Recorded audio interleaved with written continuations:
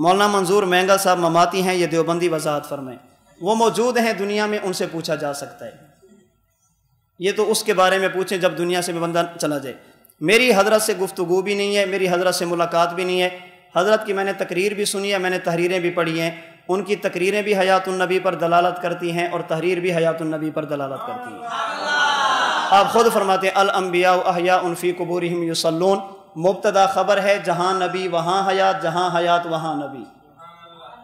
اسی گفتگو پر خضر حیات بکروی نے کہا تھا اس بیچارے کو کیا پتا کہ مبتدا کیا ہوتا ہے، خبر کیا ہوتی ہے۔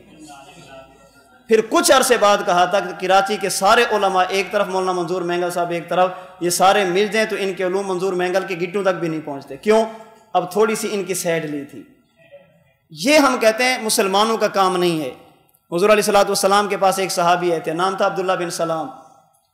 فرمایا یا رسول اللہ یہ بڑی عجیب قوم ہے، یہ آپ کے پاس آ رہے ہیں، ذرا ان سے میرے بارے میں پوچھنا۔ حضور کے پاس آئے تو حضور نے فرمایا مان لو۔ نے کہا کیوں مانے؟ فرمایا عبداللہ بن سلام کیا سننے کا، سب سے بڑا عالم، عالمنا وابن عالمینا، خود بھی بہت بڑا علامہ ہے، ان کا والد بھی بہت بڑا علامہ تھا، خود بھی شریف ہے، والد بھی شریف تھے، خود بھی نیک ہیں، والد بھی نیک تھے، ان جیسا بندہ ہمارے اندر موجود نہیں۔ حضرت عبداللہ بن سلام تشریف لے آئے، اشہد ان لا الہ الا اللہ و اشہد ان محمد عبدہ و رسولہ۔ انہوں نے کہا اسے بھی کچھ نہیں آتا، اس کے باپ کو بھی کچھ نہیں آتا تھا۔ ایک منٹ میں ٹون کا تبدیل ہو جانا یہ مسلمانوں کے علماء کا کام نہیں ہے۔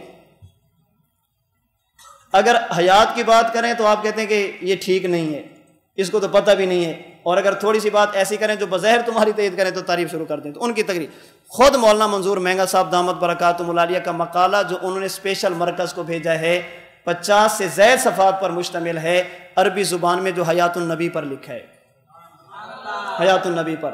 آپ تحفۃ المناظر آپ کی اٹھا کر دیکھیں، صفحہ 388، صفحہ 395، صفحہ 396، صفحہ 400، یہ مکتبۃ السعید جو کراچی سے چھپی ہے نا، جامعہ فروغیہ کے ساتھ جو مکتبہ ہے، وہاں سے جو چھپی ہے اس تحفۃ المناظر کا صفحہ 388، 395، 396 اور 400، الانبیاء احیاء فی قبورہم یصلون من صلی علی عند قبری سمیتہ۔